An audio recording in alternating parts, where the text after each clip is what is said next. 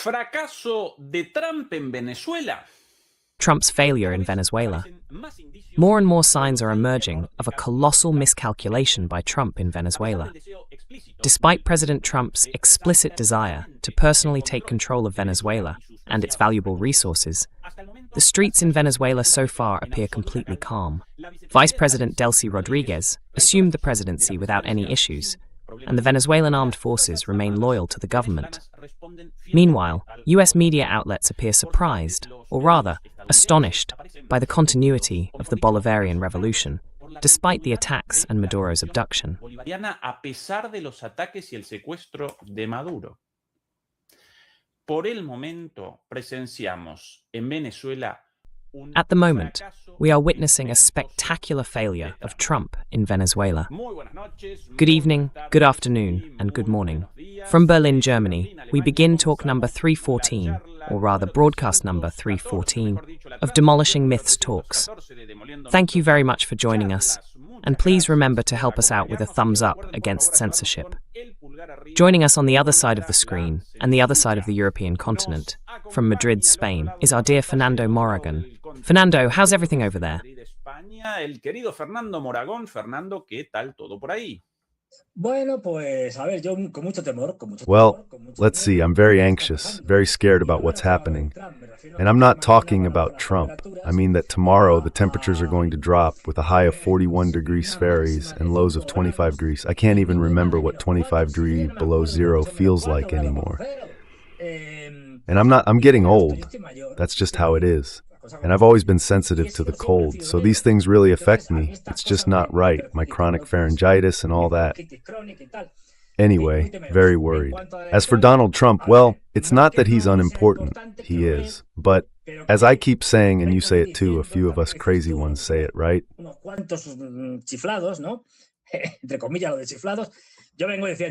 In quotes, the nutcases.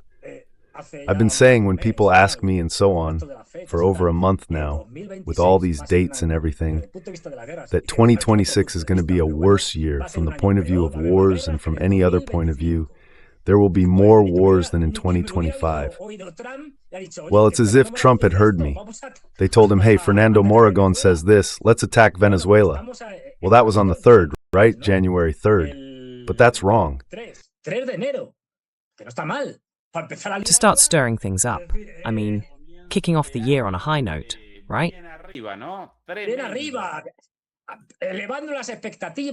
Way up high, raising expectations. I'm already saying that from now until the midterm elections in November, Trump is going to go all in, hard wild, and he's going to stir up something that'll make last year's look like nothing.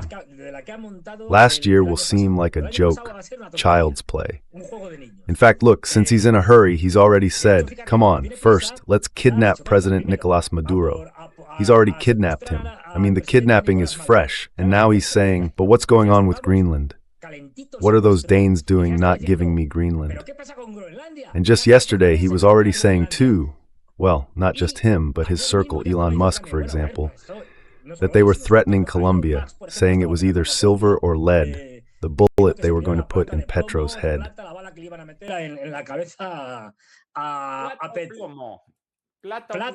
Silver or lead, the famous phrase by Pablo Escobar. Silver or lead, either corrupted, extorted, or killed. Or murdered. Meanwhile, Trump and his people were also saying, well, we've already done this in Venezuela, but Cuba can't be left out. We have to do something in Cuba. Look, not only has he already done it, he's even pointing out who's next, at least for now. And we've got, importantly, Iran still pending. Netanyahu must be grumbling right now, saying, this man Trump, how could he think of doing this in Venezuela now when we have to go after Iran? This is going to be delayed a few days, maybe a few weeks. So look at how Trump is starting off with a bite.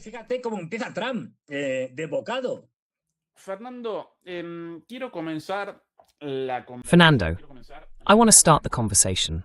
I want to start the talk by sharing my perspective on the current situation. Right now, both the major media outlets and critical analysts, and perhaps even many members of Trump's cabinet, who don't have access to the highest levels of power, where the actions of the United States are ultimately decided, are speculating about what has happened, about the current situation, and about what's to come, right? About the past situation, the present situation, and the future situation. Why? Because doubts are spreading about a great many things. Proliferan las dudas respecto a muchísimas cosas. Yo voy a presentar aquí mi sensación a partir de I'm going to share my impression here, based on some images and a few columns from US media outlets. Above all, starting with this Fernando. These are the images. That, by the way, is the Sambil shopping mall, very popular in Caracas. These are the images from just yesterday in Caracas, early in the morning. There's a TV station after the attacks, a few hours after the attacks. An MG car dealership. Chinese, even though the MG brand is historically British, bought by the Chinese. Early in the morning, this is the situation in Caracas. Here we see what's happening in Chacao, Altamira, Avenida Libertador, and, well, other parts of the beloved city of Caracas. Querida ciudad de Caracas. Esto Altamira para mí, si no recuerdo mal. This is Altamira, if I remember correctly.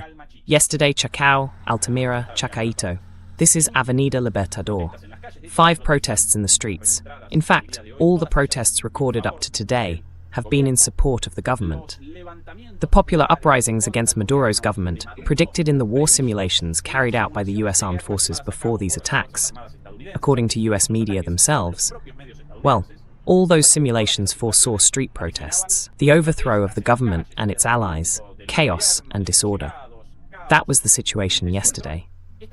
Now, pay attention, dear Fernando, to the situation today in the streets of Caracas, the nerve center of Venezuela. Caracas, el centro neurálgico de Venezuela. Of course, because one could say it's just that the opposition was asleep. Well, they're not asleep anymore. Sorpresa, tal vez ayer por la noche. Estupor. Well, surprise maybe last night. Astonishment, perhaps. Maybe. The people of Caracas back to their lives again, Sunday. Now calm, resuming activity. Dead calm, once more. The scene of chaos and popular uprising, far away, right? There, at the PDV station, fuel in Venezuela seems laughable, despite the price hikes decreed by Maduro's government some time ago, which raised the cost from practically nothing per litre to just a few cents more, almost free. Here, the Caracas Metro, Plaza Venezuela state, absolute calm. Tranquilidad absoluta.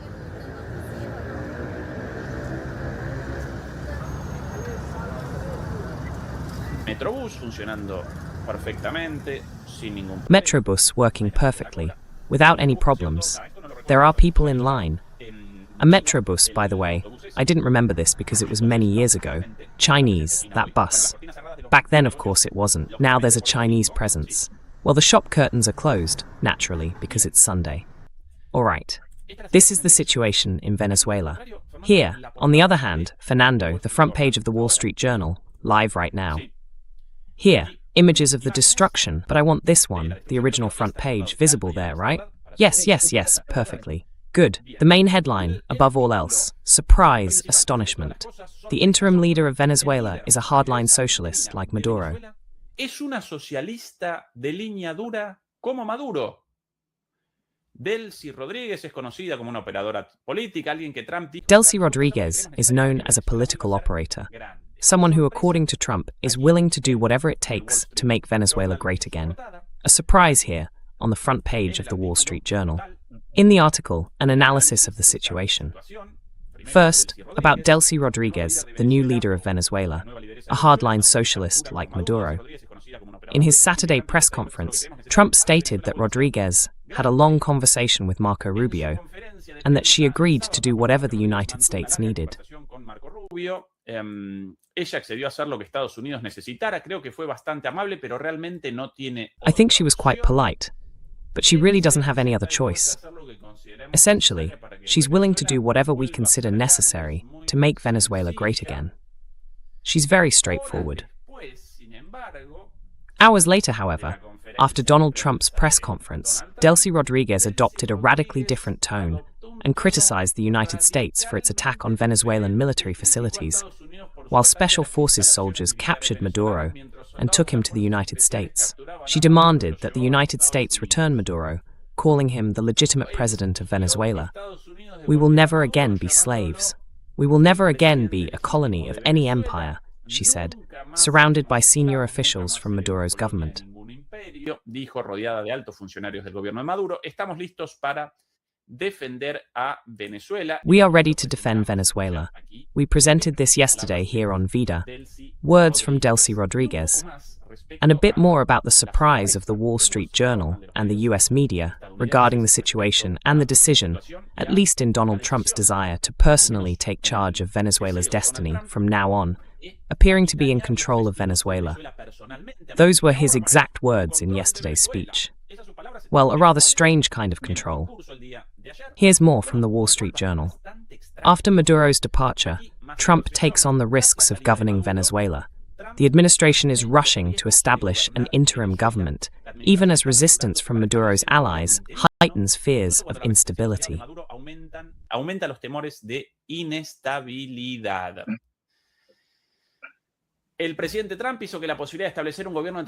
President Trump made the possibility of establishing a transitional government in Venezuela seem relatively easy, telling the press on Saturday that billions of dollars from oil revenues would be used to rebuild the industry and enrich Venezuelans. We are going to govern the country until we can achieve a safe, proper, and sensible transition, he declared on Saturday, and it has to be sensible because that's what defines us. Now, in this writer's opinion, although he and other US officials did not say so, running a country of 28 million people, twice the size of California, will be enormously complicated. Well, here lies the madness of this plan, but also the improvisation behind it all. The lack of details about what comes next led some US officials to wonder why there hadn't been a detailed plan in place long before toppling Maduro. The United States undertook a costly 20-year nation-building experiment in Afghanistan that failed, and it has a controversial history of fostering violence and instability by overthrowing other leaders in Latin America during the Cold War. Reading from the Wall Street Journal, I'm not citing television or art. This is their reading. In the meantime, and I don't want to monopolize the conversation, I'll present Rubio's remarks a little later.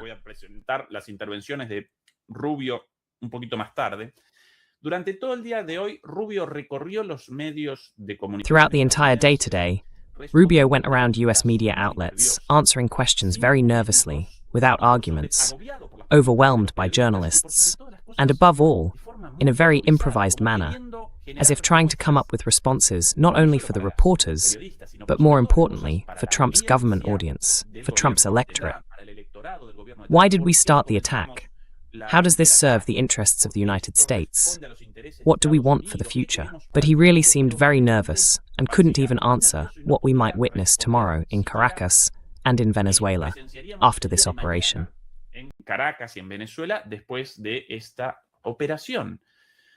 Con lo cual, y acá redondeo mi conclusión, Fernando, hasta el momento. So then, and to wrap up my conclusion, Fernando, up to this point, what I see here is a blunder, a miscalculation by the Trump administration within a broader context of widespread improvisation, lack of control, and the brazenness of a decadent, groggy imperialism throwing punches aimlessly in every direction. The Venezuela issue came up, troops were assembled, and they couldn't just walk away from Venezuela without some kind of success. So, well, this course of action was taken, but without much further planning. They carried out the kidnapping of Maduro, maybe for real, maybe by agreement, maybe through some act of betrayal. But, in the bigger picture, that seems almost irrelevant, because what we're seeing here is improvisation, confusion, and before long, a new kind of conflict somewhere else in the world, with another senseless, half-baked US attack, whose outcome is once again uncertain. That's my take so far, Fernando. How much do you agree or disagree? What's your reading of the situation up to this point?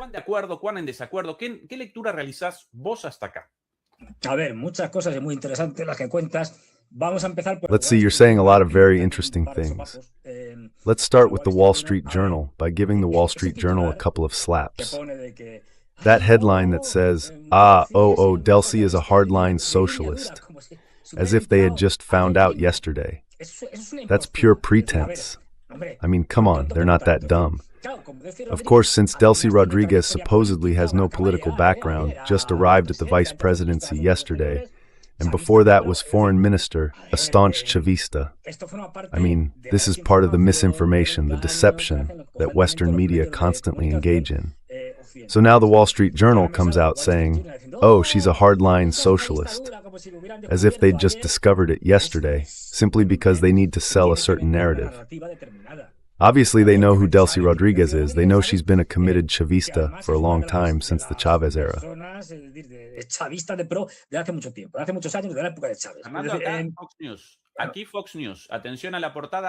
Armando, this is Fox News. Attention to the current Fox News headline. Trump gives ultimatum to Maduro's allies after the United States captures the dictator in a covert operation. This is surely in reference to an interview Trump gave to The Atlantic, another outlet. We can show that later.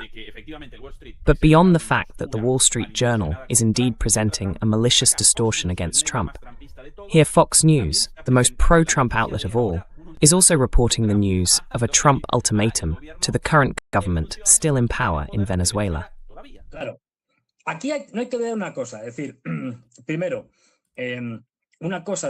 Of course. Here's the thing. That is, first, one thing is what you actually do, and another is what you tell the public. Trump has to keep, let's say, stoking and inflating his persona, beyond whether we can debate to what extent he believes it himself. That is, to what extent the guy is nuts and buys into his own act, which is quite possible. He's a very egocentric guy, we know that. But then he has to keep up this tough guy narrative, a low-quality imitation of The Godfather, a cheap tough guy who goes around issuing ultimatums all over the world. That's what we've seen since he's been in office. He has to keep pushing these tough guy stories that present him to Americans as the cowboy who does whatever he wants, guns blazing, anywhere in the world. That's the story he has to keep telling. What really happens is another matter. That's the point.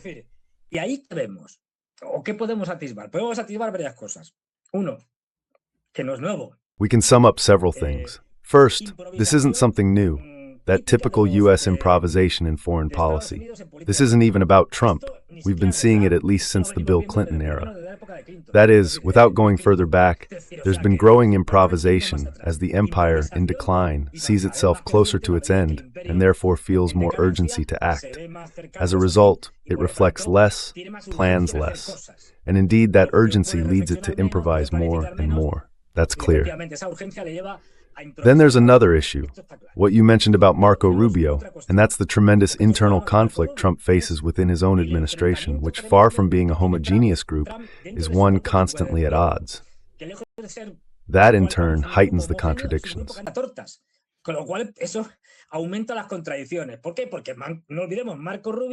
Why?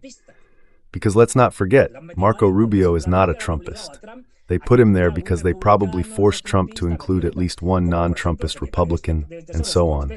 Like, for example, the Secretary of the Treasury, Steven Mnuchin. It's not just that he's not a Trumpist. He's not even, let's say, a true Republican. He's a guy who was George Soros's business partner for many years, one of Trump's arch enemies. So what we're told is one thing, and reality is another. Well, that said, all of this is true. Then Trump has given us some clues, and I'm sure they know this from experience.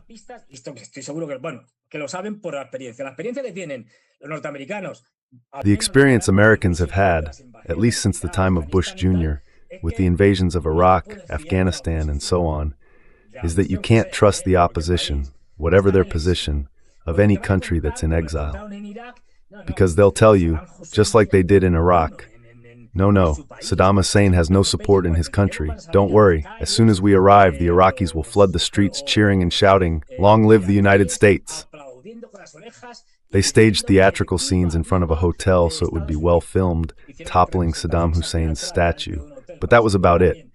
And then they found out that, boom, boom, boom, no.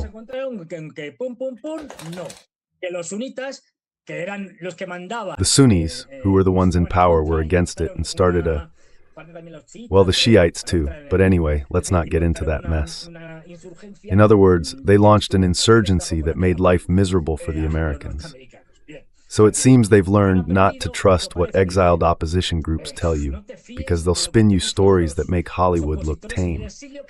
Apparently this time they've said, after our successful, I say that ironically, experience supporting the Venezuelan opposition since the early days of Chavismo, since Chavez came to power, and it's been one disaster after another.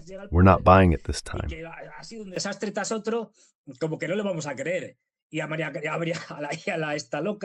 And Maria Angela, that crazy one, that absolutely unhinged Maria Corina Machado and her crew, no, not her, because she's going to tell us a completely unreal story. That's why Trump says, no, well, let's see. Let's evaluate the opposition and what these people are telling us. They lie about everything. And besides, these people, if we put them in power, assuming they could even be put in power, but anyway, if we put them in power, they're incapable of governing themselves. So how are they going to govern a country? We already have an example, a rather distant one, the coup d'etat against Hugo Chavez, which, I think lasted about 2 days or so, when they threw him in jail and the opposition took power. Yes, just a few days, yes. Yeah, whatever, one thing, 3 or 4, I don't care. The opposition comes to power and the first thing they do, you, Prime Minister, and so on, is start fighting among themselves, at each other's throats and splitting up. And they hadn't even been in office 3 days.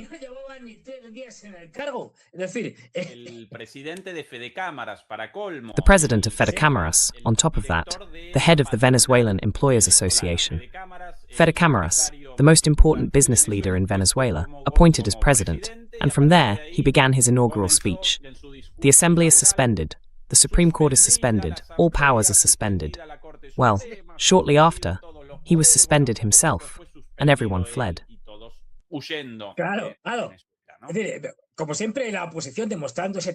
Sure. As always, the opposition showing that democratic spirit it's so well known for. Everything's suspended, fine, no democracy or anything here. They already have experience with that. So they said, and I think that's where they're going.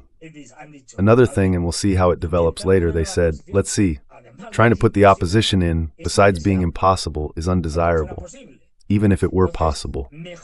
So better to keep the ones who are already there. And that's where the game begins. That's why they're now showering Delcy Rodriguez with all kinds of praise. This isn't a coincidence. She's a really nice woman and all that, a good leader.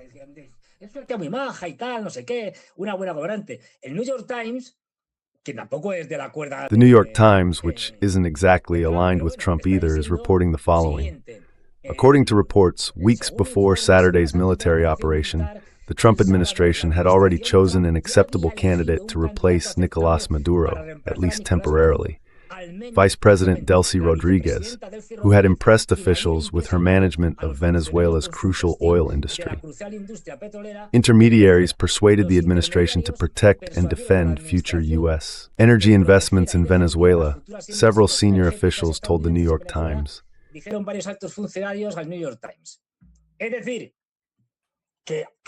That is to say, some people, with a bit of common sense, told him, look, not the opposition. Better yet, now that you've done this parody, or well, this mess, let's move on to the issue of Maduro's abduction, Maduro's kidnapping. Better to stick with the ones who are already there. In other words, let's try to negotiate with those in power, which in that sense seems reasonable to me. Since the opposition is absolutely useless to us, nothing but a bunch of massive crooks, let's negotiate with those who are in charge. And indeed, he's someone with a lot of political experience, who has apparently managed the whole issue of Venezuela's oil and energy quite well. But let's be clear, these ones are better managers than the others.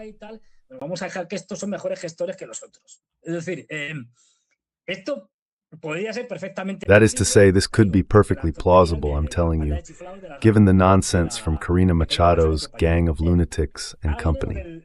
Now comes the thing about Maduro's kidnapping. We'll go over it more calmly later, but anyway, very quickly. Trump, as we were saying on the fly on Saturday, has no other choice. He has to look for a victory, at least a media one, meaning at least something that makes headlines.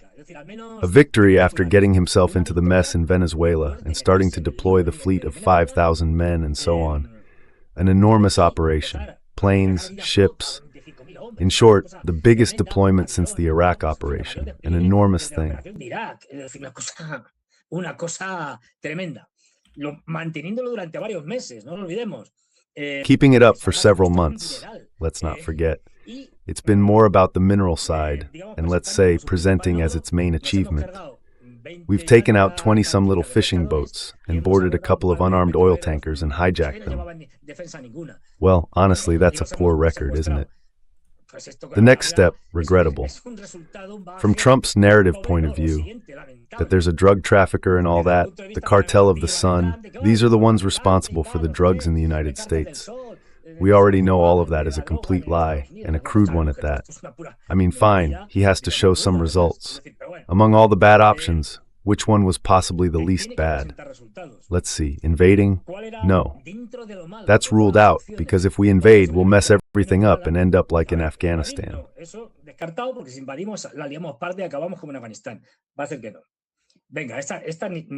going to be a no. Come on, we're not even touching this one. Then bombing. Here I'm being sinister. This is going to create even our most loyal vassals, like the Europeans and so on, there's going to come a point when if we spend 3 months here destroying all the civilian and military infrastructure and everything we find, well, as is usually the case when the United States does these things, it's not going to be sellable. And we already have enough with the massacres the Israelis are carrying out by proxy in Gaza. Without getting directly involved in this ourselves, they'll probably rule this one out too. So then they say, well, what's the least bad option, given how difficult it is and all that? Well, if we capture Maduro, after all, we're talking about one person, right? Not just anyone. He's the president of the Bolivarian Republic of Venezuela.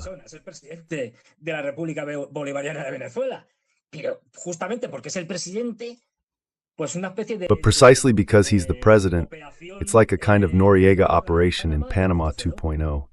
That is a modern version. We capture the president, we sell it as a tremendous success because he was supposedly the head of the whole mess, the cartel of the sun, the moon, the stars, and we present this as a victory. Look at the capability we Americans have. We went right into the palace and all that. And this they can, in quotes, sell as a success. From now on, what are they going to do, in my opinion, now that they have this success? Well, negotiate with the current Venezuelan government, with the interim Vice President Delcy Rodriguez, and all the leadership.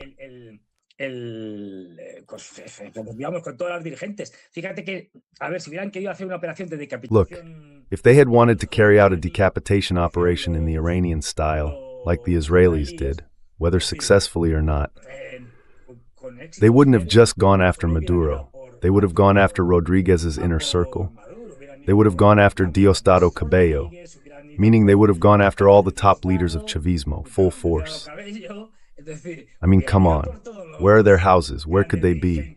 Here and there, boom. And since they couldn't care less about killing civilians, it wouldn't be a problem for them. So he's in this building? Fine. We blow up the building and kill a bunch of civilians. Who cares? That's the United States modus operandi. And they haven't done it.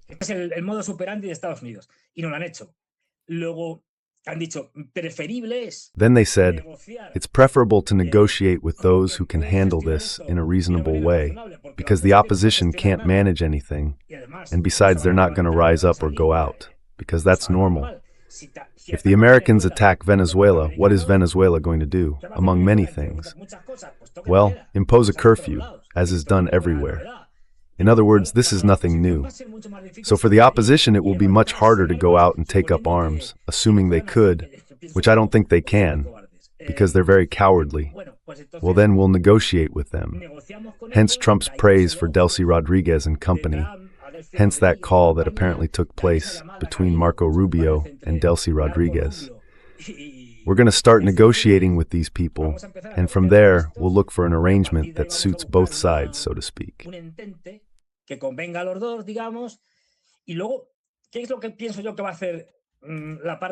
then, What do I think the Venezuelan side is going to do? Delcy Rodriguez, Diosdado Cabello, and so on are doing what they have to do. On one hand, they need to close ranks, that is, strengthen their own people, send a message of strength. But also, and they know this perfectly well, negotiate. We've said not negotiate. Governing is the art of the possible. I mean, they won't be able to confront a power, especially one as unrestrained as the United States is right now. So they'll try to reach some kind of agreement that allows them to keep governing, doing. Well, now they're saying, look, if Trump gets what he wants, he couldn't care less if Chavismo stays in power or whatever.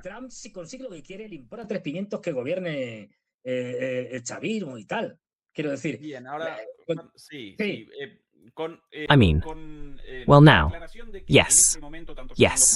With the clarification that, at this moment, both Fernando and I, as well as all critical and hegemonic analysts, are engaging in speculative analysis.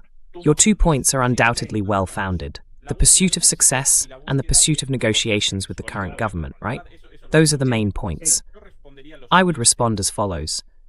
If they truly want a negotiation with Venezuela for the benefit of US national interests, or for the benefit of US oil companies, or for the personal benefit of Trump and his business entourage, that negotiation could have been started directly with the current government, which has repeatedly expressed its willingness to negotiate.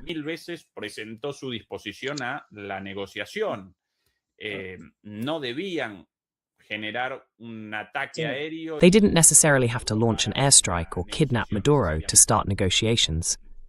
So, well, now they really do need to begin negotiations, because the Chavistas are still in power, and all those wishful thoughts clash with reality. Trump's wishful thinking clashes with reality. Of course, they should start negotiating now, but if they wanted negotiations before all this, I don't see any need for an attack. That's my argument about the negotiations. You'll respond later, Fernando, I'm sure.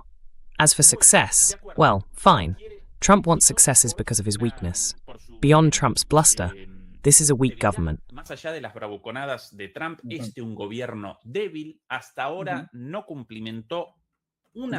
So far, he hasn't fulfilled anything. Maybe just one of his promises, perhaps the one about deportations to some extent, but none of the others. And if he wants a success, at least in the eyes of his voters, he's unlikely to achieve it through a military intervention, when in his campaign, in his promises to his base, and in the current demands for unfulfilled promises, there was precisely a rejection of senseless attacks on one country after another, in line with the same old US imperialism he supposedly was going to abandon. That was his promise. We remember it. We're not going to start endless, meaningless wars. We're going to establish peace in the world.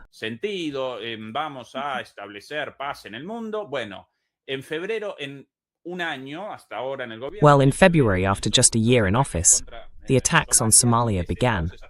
And since then, every so often there have been bombings in Somalia, in Iran, in June, in Yemen later, with a retreat with their tails between their legs. After a bombing, the 2 aircraft carriers stationed off the coast of Yemen had to pull back. But another attack nonetheless. In Syria, just recently, because of ISIS attacks. In Nigeria, against ISIS and their attacks on Christians. Utter madness. And now in Venezuela. 1, 2, 3, 4, 5, 6, in less than a year in office. To me, it's hard to see how he could hope for success with his voters this way, when his voters clearly want the opposite.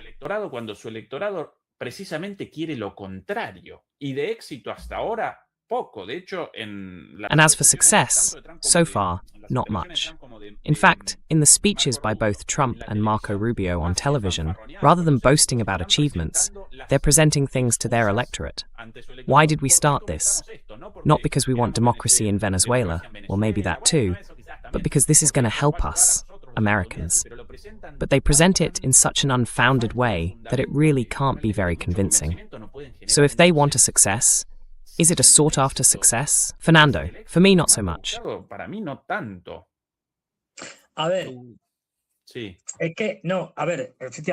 no, look. The first thing is that I understand. I mean, of course, you think in a rational, logical way, and so on. But the thing is, the United States doesn't think that way. I mean, we wish they did.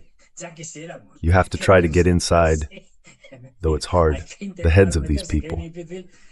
Let's see, on the one hand, I don't remember who said it right now, but they were talking about it and so on. They said, well, when a U.S. president wins an election and takes office for the first time, a group of people from the deep state approach him and say, look, that's all very nice, congratulations, but here are some things we're going to tell you that you have to do.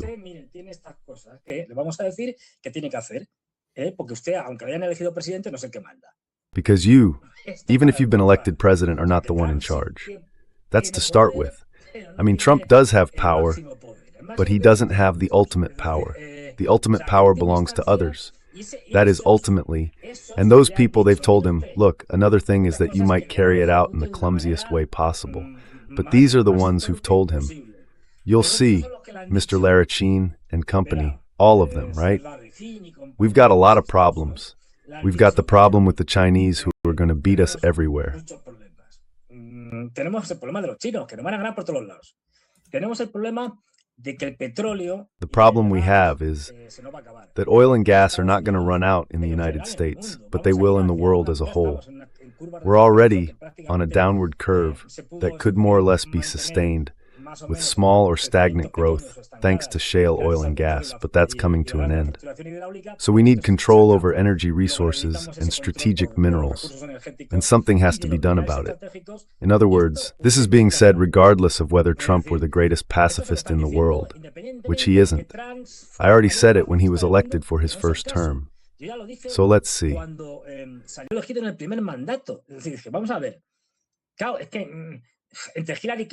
Of course, between Hillary Clinton, who isn't just a warmonger, she's got war running through her veins, injected straight into them, with the god Mars looking like a pacifist next to her.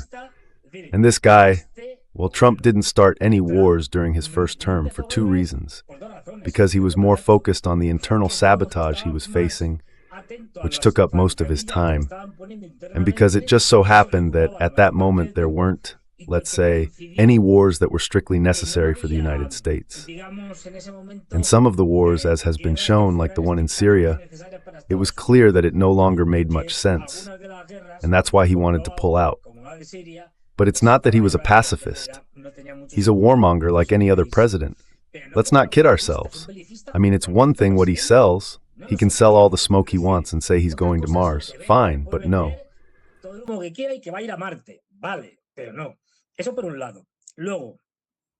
That's one thing. Then we have the fact that he has to, precisely because he hasn't achieved any victories, and because the Epstein case keeps coming back again and again, that is, whenever it seems like he's more or less managed to deflect the heat, boom, more information comes out and it all starts over. Well, this is all about the Epstein case, which is what really matters to him, you know? It's not Venezuela or any of that.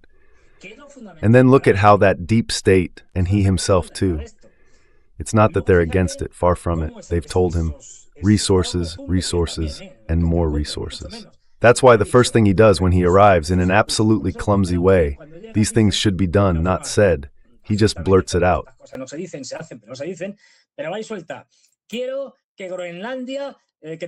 want the Danes to sell us Greenland. I want Canada to be the 51st state. And I want to control the Panama Canal, because that way we can kick the Chinese out. We have to kick the Chinese off the continent. It's ours. Something that was later confirmed in writing in the doctrine, what's it called? The National Security Strategy. The National Security Strategy.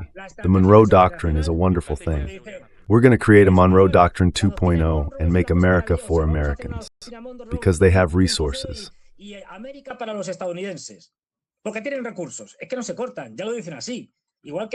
don't even try to hide it. They just say it like that. Same as with Venezuela, you know. Many of the senators, well, no, this is about oil. It's not some story within a story. They don't even bother to hide it anymore. They need it, they know it, and they need it fairly urgently. Then, as I said, since Trump's way of operating is more or less clumsy, or quite clumsy, but that's another story. So, Trump is being pushed by that deep state to do these things. I mean, This isn't an excuse. He's not against it, not at all. The thing is, he just does it in a very clumsy way.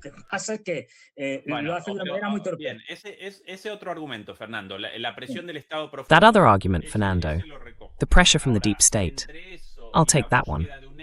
Now, between that and the pursuit of success with his electorate, sometimes, or actually almost always, they're two different things, because many times to put it another way, in his campaign for the MAGA movement, he made a lot of promises that went against the deep state. And in fact, he denounced the deep state. That now, in government, he responds to the deep state. Fine, perfect. But that's not the pursuit of success with his electorate. Because that, no, of course that's not. No, claro, That's the contradiction he has. What he promised his voters, or at least most of them, is impossible to fulfill.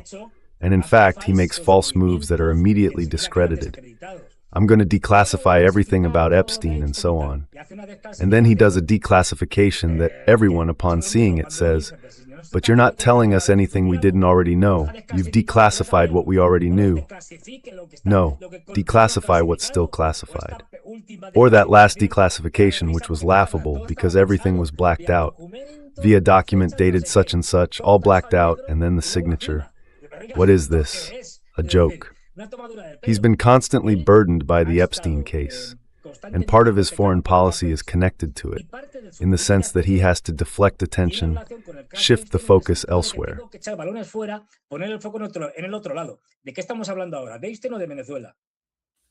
What are we talking about now? Einstein or Venezuela? Well, this too. That's also another reason. The thing with Venezuela, in a clumsy way, because they don't know how to get a handle on it, just like they don't really know how to deal with Canada, or with the easiest one, which is Greenland. It's a clumsy way of reacting to the urgency of needing to take control of the Americas. In other words, by any means necessary. They've been successful. Since lately, the worst of the worst, the most far right, are the ones winning. Cast in Chile, before that Milei had already won, Trump's bootlicker in Ecuador and so on. And you can see how, unfortunately, as elections come and go, the presidents in Latin America are turning into presidents completely subordinate to the empire, bootlickers of the empire.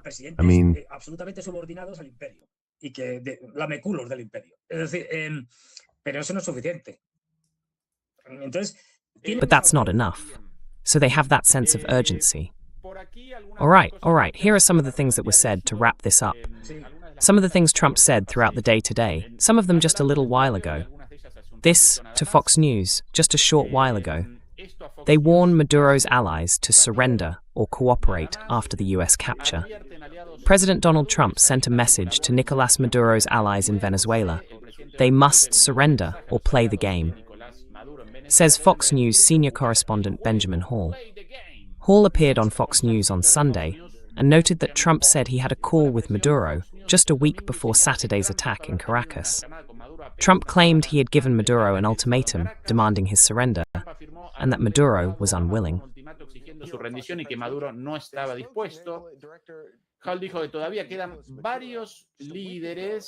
Hall said that there are still several important leaders in Venezuela who are aligned with Maduro, and their removal remains a problem for the United States, right? Here, somehow, according to Fox, the threat, Maduro's suggestion to Delcy Rodriguez, Diosdado Cabello, and Vladimir Padrino, is that from now on, after this corrective measure, after this slap on the wrist, they must either go along with the White House's policy or face another attack, or something even worse. Meanwhile, in The Atlantic, a very anti-Chavista, very Atlanticist outlet as well, Trump threatens Venezuela's new leader with a fate worse than Maduro's. The president told The Atlantic that Delcy Rodriguez must comply with the wishes of the United States, or else.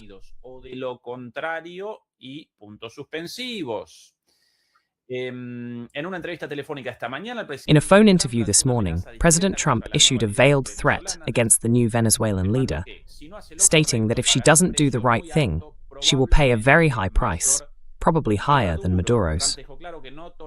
Trump made it clear he would not tolerate what he described as Rodriguez's defiant rejection of the US armed intervention that led to Maduro's capture. But pay attention to these moments. Throughout the day, Trump, who had just returned from his golf club in West Palm Beach, he never gives up the good life, appeared to be in very good spirits, and reaffirmed that Venezuela might not be the last country subject to intervention.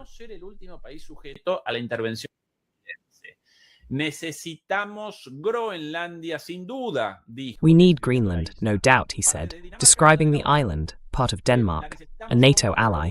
We need it. It's surrounded by Russian and Chinese ships. Regime change and nation building. The nation building, as they call this business of moving in and setting up their governments there, dismissing the concerns of many in his MAGA base. You know, the reconstruction there, the regime change, whatever you want to call it. It's better than what they have now. It can't get worse. Here, Trump was aware that this would generate backlash among his MAGA base, his voters, because of his promise of no interventions. Speaking of this Greenland matter, Fernando, just a day ago, no less, he corresponded with this publication, hear the word Zoom, soon, and Greenland, very subtle, very subtle. Muy sutil, muy sutil. It's got a touch of subtlety. I don't get it, huh? I don't get it. It's so subtle. I don't really understand the message. I don't know. So subtle. Damn.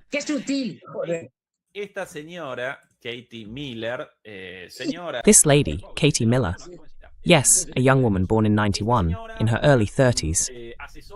She's an American conservative political advisor, very close. At one point, she was Mike Pence's communications director. But later, she shifted toward Trump when Pence began to clash with him, Trump's vice president, who eventually ended up at odds with Trump. And she's married. Yes, she's married to this man, Stephen Miller, whom you've probably seen at Trump's press conferences and so on. This guy here, he's the chief of staff, or one of Trump's top advisors. This is his wife. And this is clearly the view of Trump's entire circle regarding Greenland. This is one of the ideologists and, let's say, architects of Trump's foreign policy. As you can see, he's no fool. Sorry I had to say it. I know it's a bad joke, but I can't help myself. Because they're balder than I am, that's just the way it is. Europe responded. Denmark responded fiercely, my friend. Yes, the answer. If I were Trump right now, I'd be pissing myself in fear, shaking. Here's Miller Sørensen. I can't remember if he's the ambassador. Ambassador, yes. The ambassador of Denmark to the United States.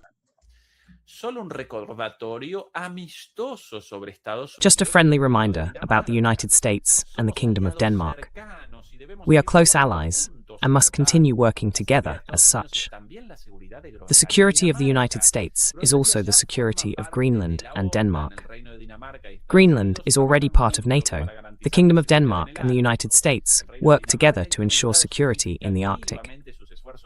The Kingdom of Denmark has significantly increased its security efforts in the Arctic, committing $13.7 billion in 2025, because we take our shared security very seriously. And yes, we expect full respect for the territorial integrity of the Kingdom of Denmark. And in the background, the violins. All right, let me translate. I'm going to translate it because it's an incomprehensible language. I'm going to translate it. The translation is, look, we surrender unconditionally. We give you Coralandia. You find something so we can save face. This is what they're really saying. At least let us save face. Let's look for some formula or something so that, well, it looks like their independence, and then we rig the elections, hold a referendum.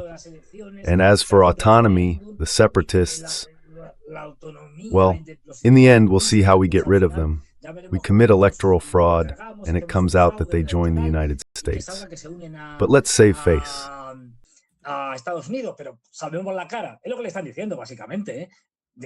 That's basically what they're telling him. I mean, look, Denmark against the United States, what can it do? Absolutely nothing. This is pure hard realism. Denmark is a country, with all due respect, yes, there are some multinationals and so on, but it's a small-time country. I mean, it's a country, what's its population? I don't remember. How many could it be? 6, 7 million? 8, I don't know. Denmark, maybe even a bit less. A mí un ¿De poquito cuánto? menos incluso, ¿eh? Sí, no Menos. I don't remember how many people live in Denmark. Dinamarca No, acá, pues, tenía cuatro, alrededor de 5, pero sí, cinco, por ahí, dos gatos sí. locos. 2 cats, there are more counted there. 2 cats, more counted. So, of course, how many? Entonces, claro, además, 6 para allá, millones. para, 6 millones. eh, 6 millones. ¿cuántos? 6. 6. Bueno, ya eso, bueno. A ver, y luego encima ya, para más 6. cachondeo, evidentemente el Well, ejército that's de that Dinamarca then. siempre ha sido una birria. Let's see. And then on top of it all, just to make it even more ridiculous, obviously the Danish army has always been pathetic. Pathetic since the Viking era, which was ages ago. And of course, on top of that, the little they did have, what happened to it? They gave it to Ukraine, now they don't even have a single rifle left. Which means, just imagine, they're in no position to argue with Trump, the belligerent one. So, obviously, what the Danes want is basically to cave in. That is, look, we'll do whatever you want, and so on. But at least let's keep up appearances. Let's find a way to save face, since we've left NATO. Well, we already know you're going to do whatever you please. En fin, ya sabemos que usted va a hacer lo que le dé la gana. Esto es lo que tiene más fácil Trump, si lo hace medianamente. This is what's easiest for Trump, if he does it even halfway well, right? Trump's clumsiness sometimes, with all his bluster, leads him to mess up things that are actually easy to do. But this, if the Americans really wanted to do it, it would be very easy for them. I mean, no one, not even the Europeans, is going to say no. Maybe a little protest. As someone said, well, let's see, there's Macron, right? Macron is a tough guy, a go-getter, a guy who hasn't suffered any defeat in any area, not economic, not social, in France, nor in Africa. Ni social en Francia, ni en África, ha mantenido el poder neocolonial Well, en África. he's maintained neocolonial power in Africa, in Niger, in Mali, in Burkina Faso. We already know he's a genius, right? And this guy, always charging ahead, already said at the time that we're not only willing to send troops to Ukraine, if needed, we'll send them. The Russians, even Putin himself, are scared to death. But at the same time, we're also ready to send troops to Greenland and face off with the Americans. Let Putin tremble, and let Trump tremble. Well, these are the ones who would defend, well, defend what exactly? Basically nothing. Absolutely nothing.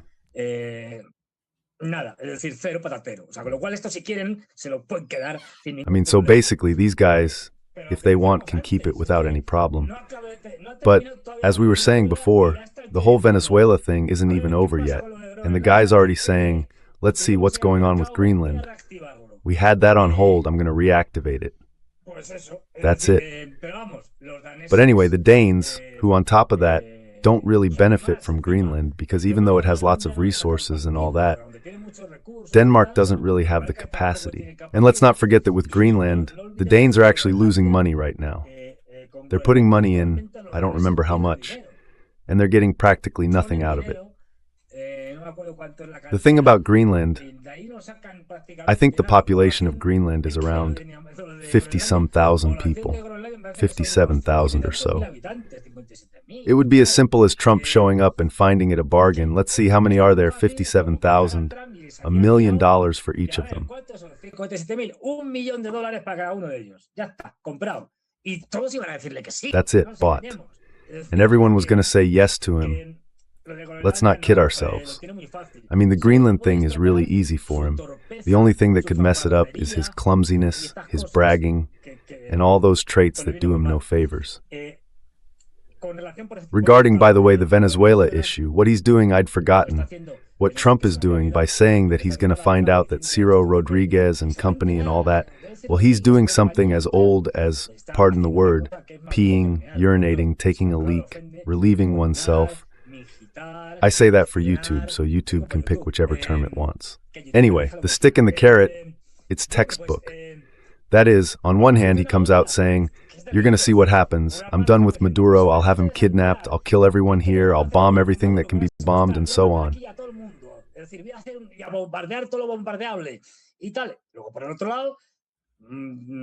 Then, on the other hand, it's about appealing to the public. They're probably already talking and so on, and there he'll come across as less tough. Obviously, that's when the carrot will appear saying, well, we're willing to make investments there, don't worry, and so on. But come on, this is part of Trump's politics, whether in Venezuela, Greenland, or anywhere else. He always has to present himself as a tough guy from the West, like a cowboy.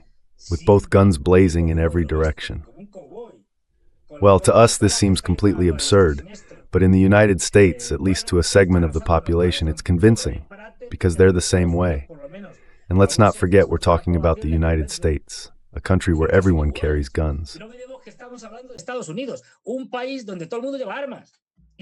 And he uses them. Fernando, about Europe, but about the future of... It has no future.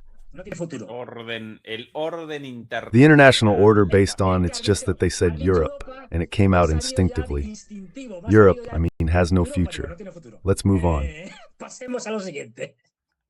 Here, dear Fernando Moragón. Shut up, because I missed her. From last year, in June, at the Ukraine Peace Summit. My message. At the plenary session of the Ukraine Peace Summit, sovereignty, territorial integrity, and the discrediting of aggression as a tool of the state are crucial principles that must be upheld in the case of Ukraine and globally. These principles are essential for a just and lasting peace. This is what I said a year ago regarding Ukraine. As for what happened yesterday in Venezuela, silence. Silence. He basically endorsed with applause the effective US military intervention in Venezuela, which goes against territorial integrity, sovereignty, legality, and all those things mentioned.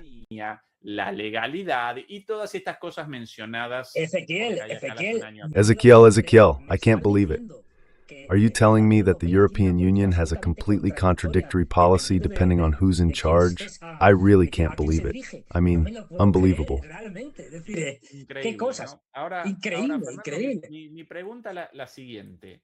Incredible. Incredible. My question is this. Isn't the United States now, even in form, creating a kind of anything goes for others as well? The fact that the United States, and when it could Europe, committed atrocities all over the world without rhyme or reason, whenever they wanted, that's nothing new. But they projected an image to the outside world that they were the defenders of the law, and to some extent, other countries around the world, much more than the United States itself, at least took that in, and to a certain degree, acted accordingly or responded to it.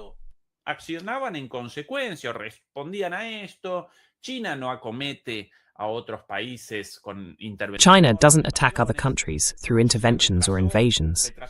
Russia delayed its attack on Ukraine for 20 years, even though missiles and troops were going to be placed on its border, NATO missiles and troops on its borders. Well now, by abandoning this veneer of international law and, well, aren't they creating the conditions for China to start an invasion of Taiwan or a decapitation operation tomorrow? And the same with respect to Russia and any other country.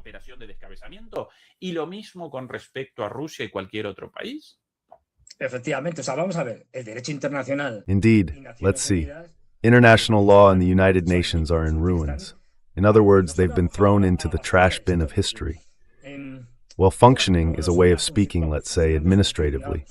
But the United Nations is an institution that after World War II is absolutely useless. The best thing we can do is destroy it. Just like the European Union, just like NATO, just like everything that came out of Bretton Woods. This is over. Finished. The IMF, the World Bank, these are outdated, and it's not a matter of whether they're good or bad.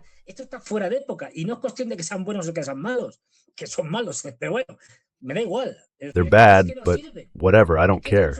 The thing is, they're useless now, no longer functional, no longer of any use.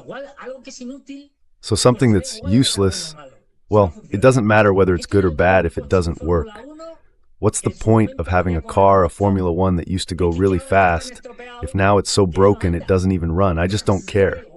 That's what's happening, right? All these institutions have been wrecked and manipulated, and there's not even the slightest bit of criticism left. International law, after what happened in Venezuela, who's going to defend that?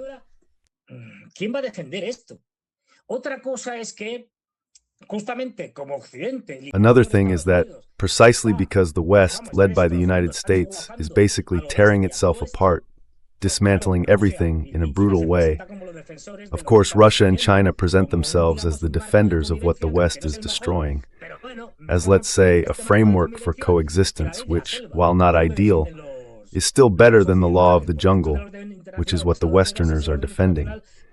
Because this so-called rules-based international order is really an international order based on whatever I feel like. In other words, the law of the jungle. There's no real order, only the order I impose by force, nothing more. So, well, all of this is already useless. It's over. It belongs in the trash heap of history. So the problem we have now, and you put it very well with the issue of Taiwan, is that since we in the West generally don't understand the Chinese mindset, which is not particularly warlike, to put it plainly, the Chinese also have a very long-term strategic way of thinking. They're very patient. They know Taiwan will eventually be incorporated into China. They're in no hurry. They can wait, unless the Americans push the current pro-independence Taiwanese president to declare full independence. The Chinese are not going to invade Taiwan.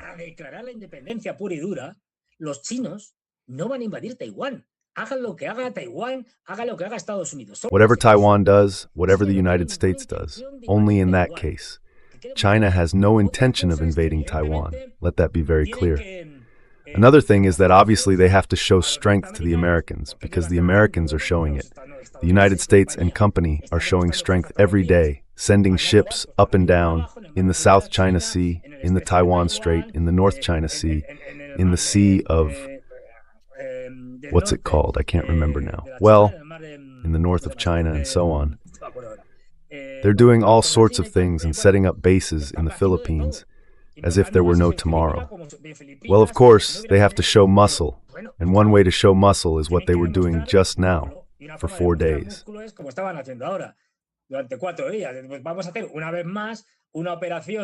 We're going to carry out once again a simulated operation, although with live fire. This time we're showing that if we want to, we can isolate Taiwan by air and sea, and that's the end of the story. But the fact that they do it doesn't mean, that they demonstrate it so others can see it, because people in the United States are very foolish. Doesn't mean they're actually going to do it. They won't do it, because it's not in their interest. What for? They prefer integration. In other words, if we were to remove the United States right now, the integration between Taiwan, or Taiwan's return to China, would happen naturally.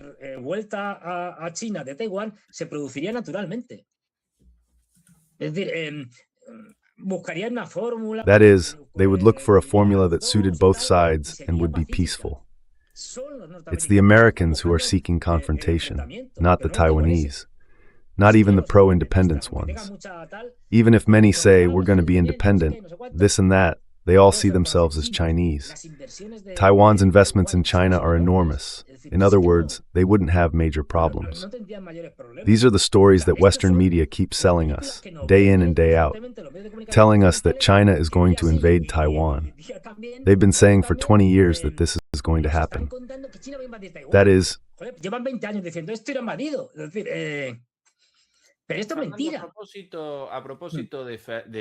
But this is a lie. Speaking of movies, here's the film being sold in the United States featuring Maduro. They're going to go through all the streets of New York in the coming days, showing Maduro, who, by the way, looks surprisingly relaxed, wishing everyone a happy new year. In the DEA offices in New York. Good evening. Happy New Year, Maduro. This was just a few hours ago. They're going around with lots of lights and, well, drawing attention with Maduro, the various security agencies with their doors open, which is quite normal, from one office to another. And about this, they were part of the show. Indeed, they're driving through the streets of New York with the ambulance doors open, and people, some of them shouting, USA, USA, United States, United States. Well, yes, it's a SWAT vehicle. It's not even clear whether Maduro was inside. Well, anyway, exactly, a total farce. But regarding this, about the drug trafficker, terrorist, and whatever else Maduro, here's Chavez, a few years ago. Pay attention to his words back then. The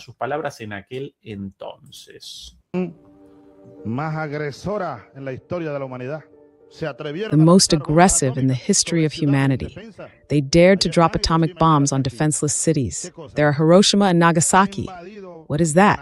They invaded Panama, bombed and killed thousands, burned down an entire neighborhood to capture Noriega, accusing him of being a drug trafficker. And there sits the former president of Panama in prison. I'm getting several alerts, even from some places that aren't really allies, and from serious people, and concerned about the operation that's underway, designed in the Pentagon. It's getting closer, and it's a multi-year operation.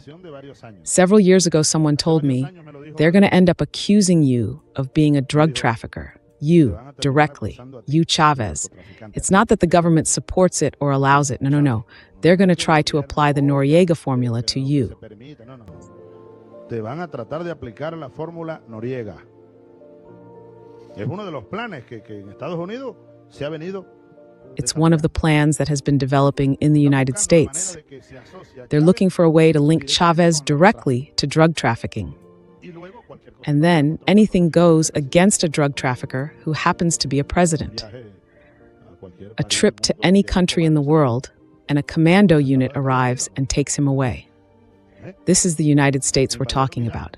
They invaded Iraq under the pretext that there were weapons of mass destruction. There aren't any, there never were, but they still hanged the president without a trial or anything. Fidel once told me, Chavez, if that happens to you or to me, if they invade us, the last thing we can do is what Saddam did, hide in a hole somewhere. We have to die fighting, Chavez, there on the front line. And that's what I would do. I'm not going to run off into the hills. I'll die at the front with the dignity of a Venezuelan who loves this country. Our commander, how we would love to have him alive. But beyond that, the crystal ball. Fernando. No, but look, he was a well-informed man, a man who knew the United States, meaning how it worked. He was a man with a lot of experience. And let's not forget, unfortunately, that what he had already predicted, let's say, one of the options the United States had been considering for a very long time, has now been applied to Maduro. And I say unfortunately because I believe it's becoming increasingly clear that Chavez did not die a natural death, and that the cancer that took him was caused by the United States. How they did it, well, that's debatable, but I think there's more and more evidence that Chavez was assassinated by the United States, not with a bullet, but through an induced cancer.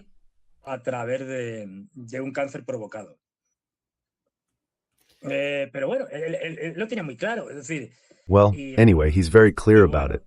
I mean, this is one of the reasons, or rather the deeper reason is Venezuela, right? Venezuela, sorry, it's the oil. That's obvious, isn't it? But another reason is having something that represents opposition, that stands against, that rebels against North American imperialism right next door. Because if this were in Oceania, somewhere far away, and on top of that didn't have oil, it wouldn't matter. That's what happens with Cuba. Cuba doesn't have oil, and it's, I don't know, about 100-something kilometers from Florida, something like that.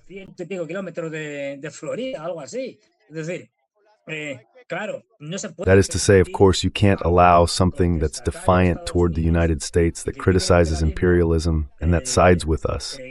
And on top of that, is involved with, or rather, is a partner of Russia, China, and so on, as happens with Venezuela. So then, they have to be taught a lesson. This is also very much about setting an example for others, so that others see it and say, look what happened to Venezuela, look what happened to Maduro. It could happen to you, you know, because we don't hold back and we're capable of anything. Well, that's it, like Chavez used to say, it doesn't matter. Weapons of mass destruction, how about that?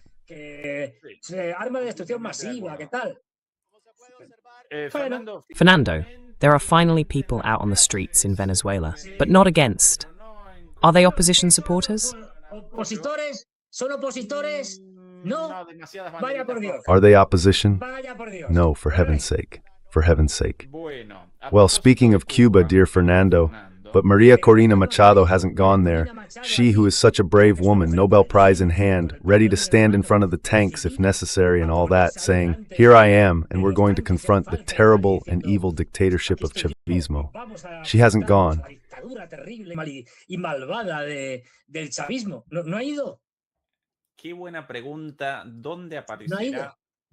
What a good question. Where could Maria Corina be right now? Possibly with her plastic surgeon, getting Botox injections in her lips. Yes, she really needs it. Something like that, most likely. algo por el estilo, seguramente. Fíjate, ¿no? te pongo un ejemplo. Hay personas extremadamente... Look, let me give you an example. There are extremely dignified people who deserve that we all take our hats off to them, metaphorically speaking. That is, that we say, this person is... We all wish we had the courage and morality that these people have. And then there's the complete opposite, like Maria Corina Machado. Let me give you an example. I can't remember the name right now, the famous doctor in Palestine who decided to stay in a hospital and face the tanks. In that famous photo of a lone doctor in his white coat standing up to the Israeli tanks, and who is now in prison, tortured by the Israelis. Look at the difference. These people have dignity. And to these people we should say, I wish I could be like them. I wish I had their courage, decency, and morality. And then there are the Maria Corina Machados. Abu Sitta, the doctor's name. Well, here they are. We have two people who are complete opposites. One who fights with nothing but their own hands, saving lives, facing none other than the largest army in the Middle East, and another who spends their time stealing, getting rich, and getting Botox, but isn't even capable of going to fight for what they supposedly claim to believe in.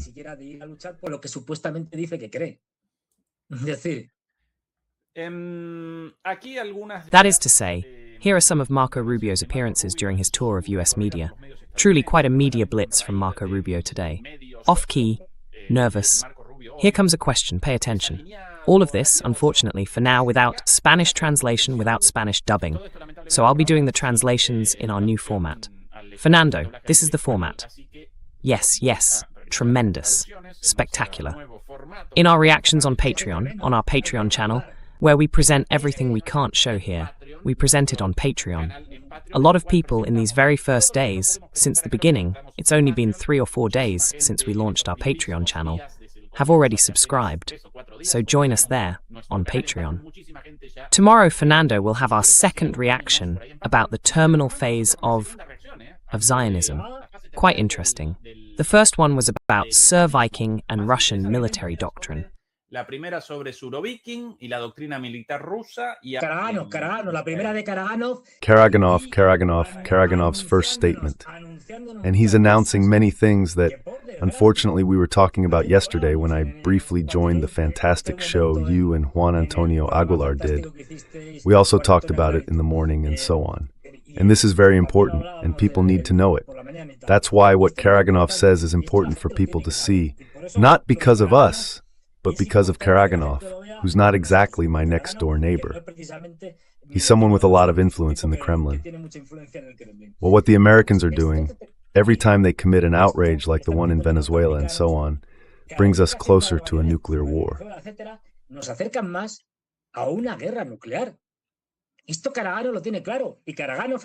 Karaganov is clear about this. And Karaganov offers the defenders, who are increasingly numerous in the Kremlin, unlike Putin, who holds the opposite view, the idea that either we end up dropping a few bombs to make them afraid and stop, or else we'll end up in a total nuclear war and humanity will be finished. That's the point.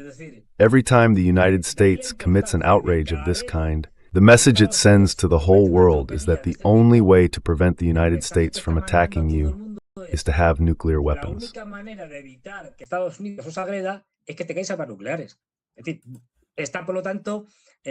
is to say, it's therefore promoting nuclear proliferation. I mean, this is no joke. I mean, beyond saying, well, you know, there are always conflicts and profit and all that. Wars have been funded in Vietnam and Korea, which is true. No, this isn't just about there being wars anymore. It's that the United States is leading us to extinction. It's going to wipe us all out, put bluntly, in the harshest way. That's why it's so important to listen to people like Karaganov, who, I'm saying, has a lot of influence. And Putin, who isn't going to be around forever. I mean, he's not immortal, right?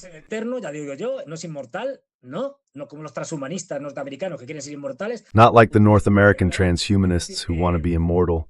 That's not really Putin's thing. I mean, there will come a day when he dies, of old age, whatever. Or when he says, well, I'm leaving now. And most likely someone will come along and say, well, Putin himself was a great man and all, but I'm tougher. But that's the gamble we're taking. That's why Karaganov is so important. And then, as we've seen here, we have to name this new format the porthole window format. On ships, the porthole, as you know, is round, and that's where we stick our big heads. Ezequiel, and yours truly, there you can see the big head. Look how good my big head looks in there. Nice and neat. Nice and neat. Fernando, let's introduce this disgraceful guy. Hey, but he's got... Wait! He's got dark circles. He hasn't slept. Yes, the messy hair. Disheveled, he says, but his hair is always spotless. I mean, the hairstyle, yes, not a single hair out of place, no, and everything's combed to one side. But really, what is this? For God's sake. No, even many times he seems overwhelmed by the situation, not very fitting, because in this well of the worst of the... If there's any expression of evil on earth, it's this man, like so many others, right? Although it's very contested, huh? The prize is very contested. And not because the good one. No, because the good one. The most evil of humanity. Right now, there's a struggle among several. For me, one with one, yes, same here. Let's see if we're thinking the same thing. It's a man who's in the Middle East. Around that area. Over there, in a country between Lebanon to the north and Jordan to the east. The Tamils sometimes call him Benja, and others just Bidi. And that's all we can say for now. Want to know more? Wait, I'm going to do a bit of promotion. Want to know more about what we can't talk about here? Because they censor us, they go after us, they torture us, you name it. Where can we see it, Ezequiel? Well, on the Patreon channel.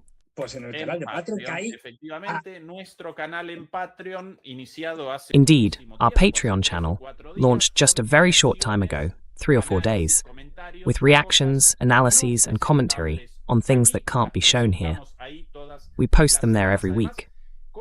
Also things that, while related to, and here we are promoting like crazy, but well, it's naturally interesting. It's also for those interested in geopolitics, for those interested in geoeconomics.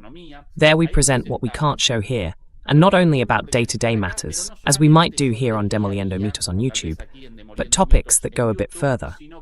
For example, the interview with Karaganov, analyzed the other day with Fernando Moragón, live and in real time, translated into Spanish.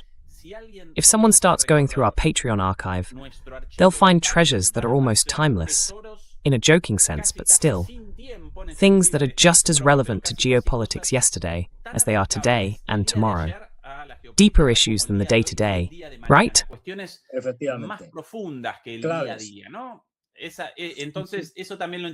So that interests him too. And besides, another reason, the old stuff also has a lot of value, the things done in previous weeks. Yes, let's see, to break a bit with...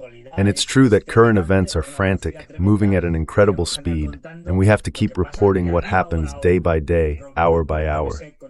To break a bit with that cycle that forces us to keep telling what's happening, because it's exhausting, and to devote a bit more time to reflection, especially by listening to people who more or less are telling us where things might be heading in the short and medium term. And then, there's an even stronger reason. Who doesn't have a brother-in-law? A brother-in-law who thinks he knows it all. I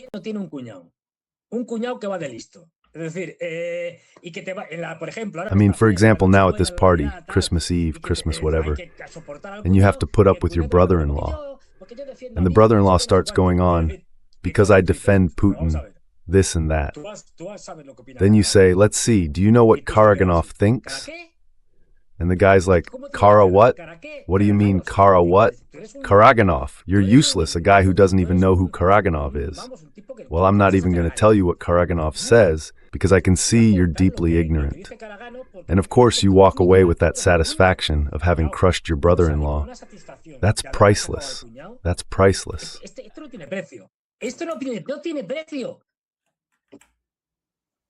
Sobre lo de mañana, a propósito de esto. About tomorrow, regarding this, for the brother-in-law, surely someone will be able to respond to any statement like, no, because Israel is defending itself. It has the right to self-defense. What's the brother-in-law's name, dear Fernando? Jose. Querido Fernando. José. It can have many. Francisco. Querido Francisco, vos estás Francisco. Dear Francisco, are you aware of the phases of Zionism throughout history and of the current terminal phase, characterized by racism and messianic supremacism? Bye. If you answer that at the holiday dinner table, like that, trembling, your brother-in-law. Así, tiritando tu cuñado. Shivering the brother-in-law. Bueno, suficiente. He's scared out of his wits. Well, enough promotion, Fernando. Let's start with, here's the question, and we want this again, the journalist's question. La pregunta de la periodista. Atención. Attention. When will the elections be held? In 30 days, Mr. Secretary? ¿Cuán pronto se celebrará? How soon will the elections be held, Mr. Secretary? Within the next 30 days. Pay attention to Marco Rubio's response. Atención a la respuesta de Marco Rubio. Elections? Elections? Elections. Elecciones. This is a country that's been governed by this regime now for 14 or 15 years. This is a country that has been governed by this regime for 40 years. Well, actually, no, 20, but anyway, 40 years. 40 años en realidad, no, 20, pero bueno, 40 años. Las elecciones deberían haber sido hechas tiempo atrás. The elections should have been held a long time ago. The elections took place, they lost, and they didn't count the votes. That's why all of this is premature. There's a lot Por eso todo eso es prematuro. of work to be done here. Right now, what we are focused in, let's be realistic here. What we are Seamos realistas, tenemos que hacer mucho trabajo y en este momento Let's be realistic. We have a lot of work to do, and right now we're focused.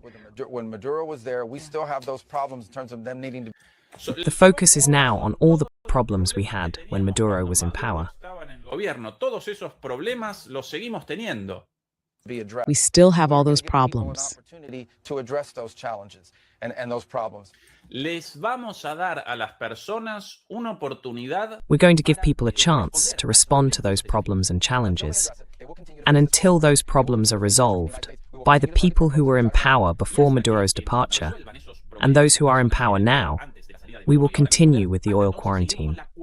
We won't let them export their oil, and we'll keep attacking their oil tankers, their drug boats, and we'll keep seizing the tankers, and potentially other things as well. Well, yes, really, to me, that man's reaction was brilliant. Also, the journalist's question. Elections in 30 days, but elections for what? No, it's just that it's so good.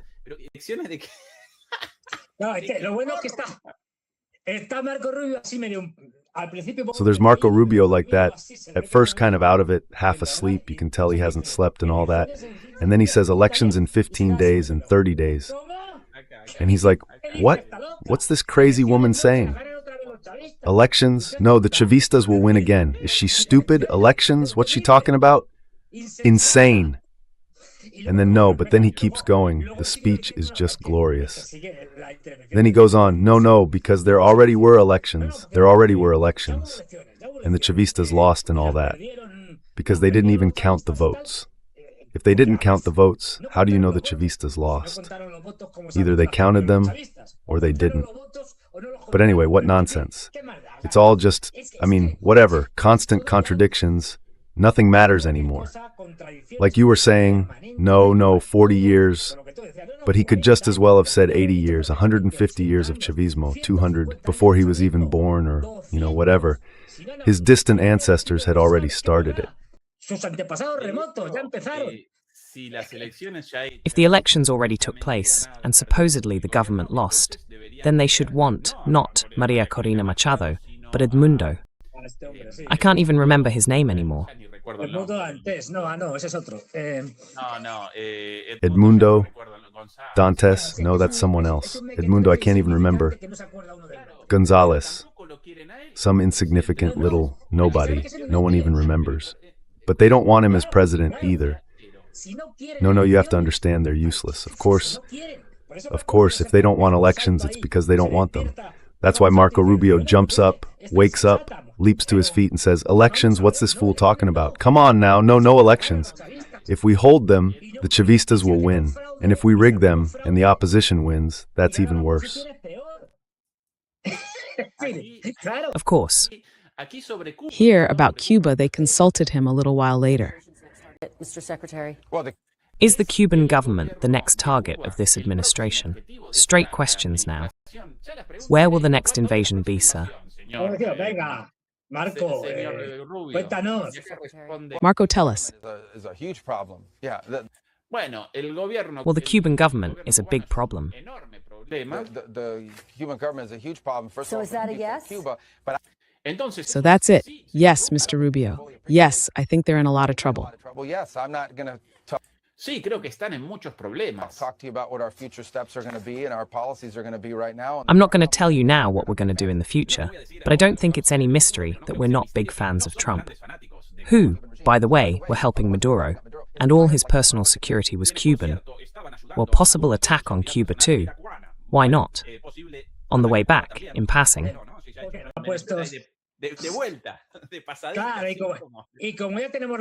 And since we already have the fleet there, hey, for the same price, what does Cuba matter? We've got Guantanamo. Couldn't be easier. A beachhead, that is, in Guantanamo.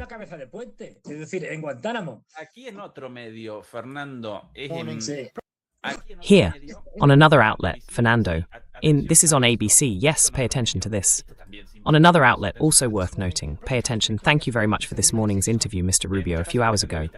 Morning in the United States, afternoon in Europe, morning in Latin America, of course, just a few hours ago. Mr. Rubio, yesterday, President Trump said that from now on, they will govern Venezuela. From now on, the United States will govern Venezuela. Under what legal authority are they going to do this? Autoridad legal van a hacer esto. Well, first of all, what's going to happen here is that we have a quarantine. Well, first of all, what's going to happen here is that we have a quarantine on your gasoline. That means your economy. Bueno, lo primero que va a suceder aquí es que tenemos una cuarentena. Well, the first thing that's going to happen here is that we're imposing a quarantine on their oil until they meet the interests of the American nation and also those of the Venezuelan people. We're not going to lift it, and that's what we intend to do. So that leverage No lo vamos a levantar y eso es lo que pensamos hacer. remains, that leverage is ongoing, and we expect that it's going And that will be our negotiating card, and we believe it will lead to positive results for us. This will not only be good for the people of Venezuela, but above all, for the interests of the American people.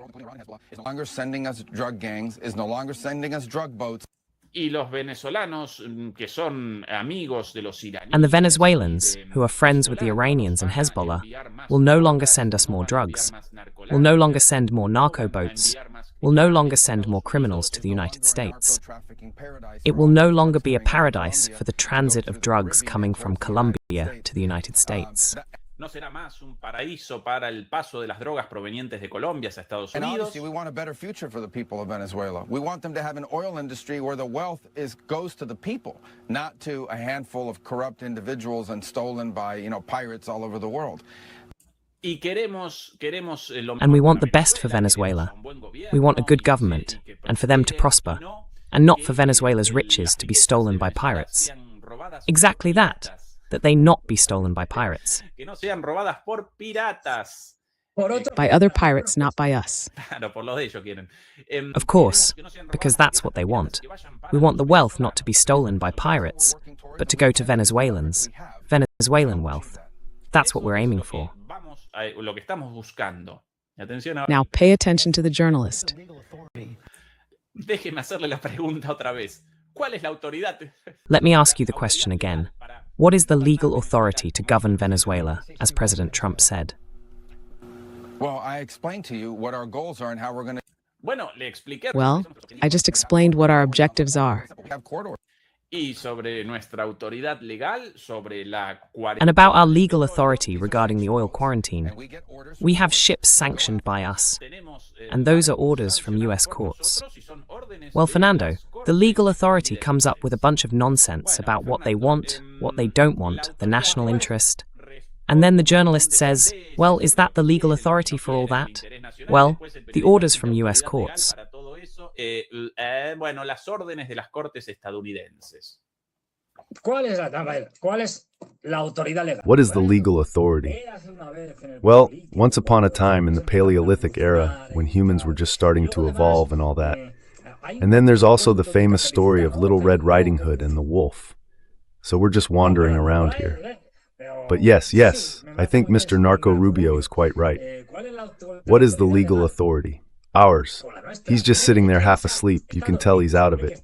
He should have said, damn it, the legal authority is ours. And if necessary, what do you want for us to make a law? Then we'll make one. What difference does it make?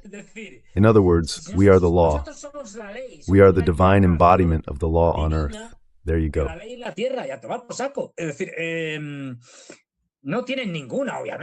mean, they don't have any, obviously. Of course, that's why they have to dodge the issue and tell them some story about the quarantine. Anyway, speaking of quarantine, the one we had in 2020 was something else. But quarantine. What are we going to do? And we're not going to keep the oil. Why do you get to keep the oil? Because we feel like it. I mean, because there's no law, obviously. So they have to do this. Well, it's pathetic, that thing of dodging the issue and saying nothing. Why? Because it would have been better, honestly, at this point. And given how things are, look, there's no law. We're doing it because it serves our interests. And our interests are to keep the oil, and that's that. I mean, you'd come off better. What can I tell you?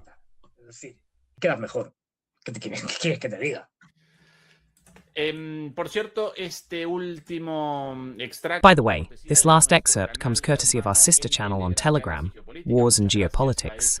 Many thanks to them for their support, one of the best on Telegram.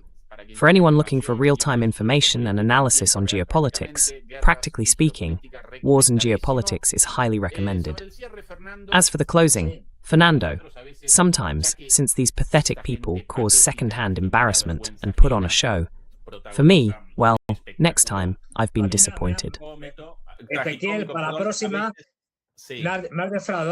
I thought you were going to bring up MERS. Speaking of Venezuela. Have you seen? Haven't you seen it? Oh, I made a wonderful tweet. Wonderful MERS. Oh. Supporting Trump. I just remembered something, Fernando, but I have it here on my phone, so since I haven't downloaded it yet, could you delay the closing a little? This is how I present something I had promised.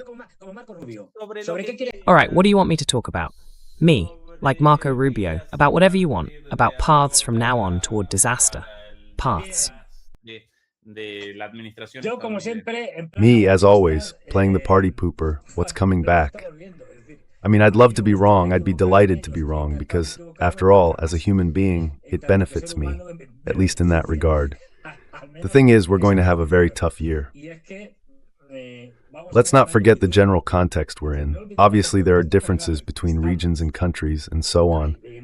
But in the broader context, some places will be worse off, like Europe, and others will be a bit less bad. It's a general impoverishment. Let's not fool ourselves.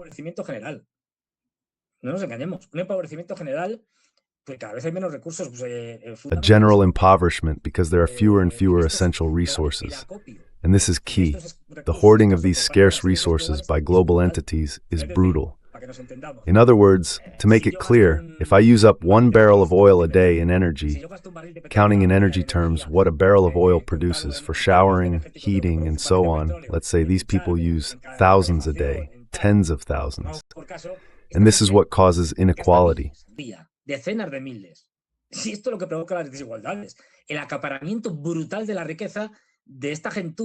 brutal hoarding of wealth by this bunch.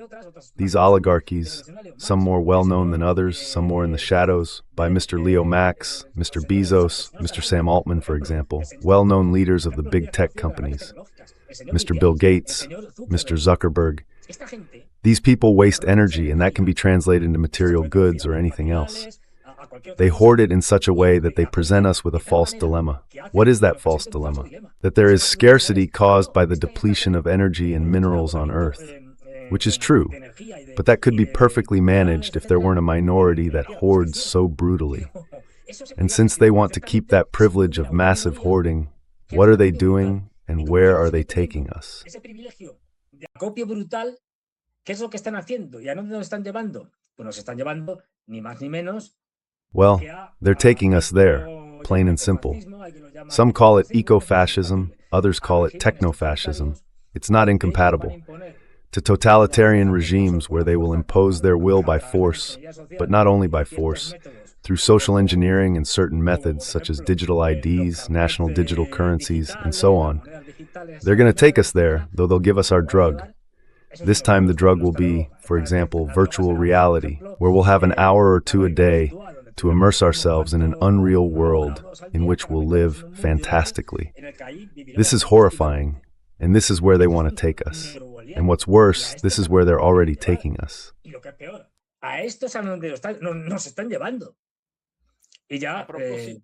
Speaking of Fernando, your talent for presenting ideas in any context, out of nowhere, is truly admirable. In that sense, Fernando, you amaze me. Well, one day I have to give you a demonstration, not a long one. A demonstration of how politicians do it, like Marco Rubio, and especially the ones from Spain, how they can go on for minutes, hours, without saying absolutely anything. Nothing at all. I mean, from what I say later in the text, you say, you always have substance in your reflections. Yeah, but also that's one of my skills. I can imitate chimpanzees really well, for example. I'm not going to do that in public because it's not, well, I've got that one.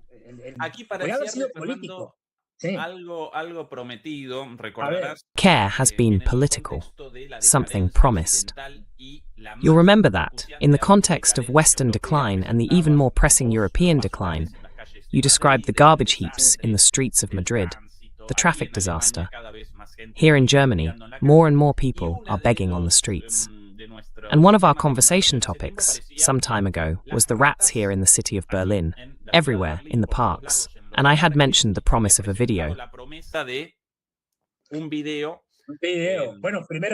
Well, first, make it clear that you're talking not about German politicians, but about the little animals. The little animals, despite the snow on the streets, the terrible cold, 10 degrees below zero, everything covered in snow, the little mice still there. And a few hours ago, at a restaurant in one of the nearby parks, a restaurant located in the park, I was there with my little son, the 3-year-old. Then, of course, basically the sight of the little mice. And there we were, with a little surprise. Attention, let's see. Stay tuned. This is Ezequiel Bistoletti. Burger joint in the park, in Berlin. Check this out. There, the park visible through the windows. Santino, my son, right? Let's see. Oh, the little rat there, feeding itself. Look at her. But she's big. It's a German rat, huh? That's important. Oh, it looks so good there. Look. The little rat wants to come in so they'll feed it. It wants food. Of course, makes sense. Poor little rat. Oh. Of course. He has the calm of a rat, already used to people. Yeah, man, she's recovered, of course. Like nothing happened. The future of Germany belongs to the rats, that's for sure. Well, that's the reality in Germany, Fernando. Yeah, these... This is Europe. The real Europe, the one we have now. And look, we're not talking about some forgotten village in Germany, abandoned by God, out there with no public services of any kind. We're talking about Berlin, the capital. And there we have a Berlin full of rats. They're rats, Ursulina. They're rats, indeed. Some relative, right? They're probably related, that little rat we saw with von der Leyen over there. But anyway, the important thing, don't believe what they say about Europe, about that Europe from a long time ago, from the last century. The Europe of the welfare state, of wealth, of social services, that's long dead. It no longer exists. The real Europe is the one Ezekiel shows you, the one full of rats roaming freely all over Berlin. And let's hope that, well, let's hope. There will come a time when those rats will start having problems. And why will they have problems? Because pest control services will come to kill them? No. They're going to have problems because the Berliners themselves will have to eat them, since they'll have nothing to eat. This is Europe's future. Let no one be fooled. So, well, if any of you think you're immigrants, you'd better start looking for another continent because things are going terribly here. In other words, there's no future. 0-0. We have no resources, no tech companies, no big multinationals, no energy. We have a population that's completely numb, dazed, drugged, incapable of protesting, even if they're being abused. In short, we have nothing. Forget it. The dismantling of the welfare state is happening at a speed you wouldn't believe. We're going back to 13-hour workdays, as has already happened in Greece, and it won't be long.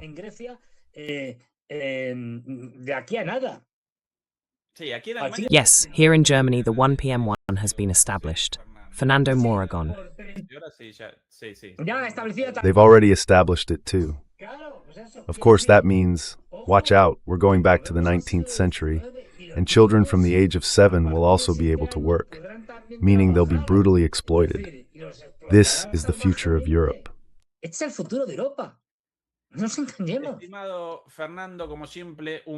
We don't understand each other.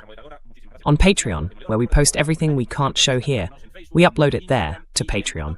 Tomorrow, new content over there, available to all of you. Demoladors and demoladoras, dear Fernando, a hug and see you soon. Un abrazo y hasta pronto. See you later.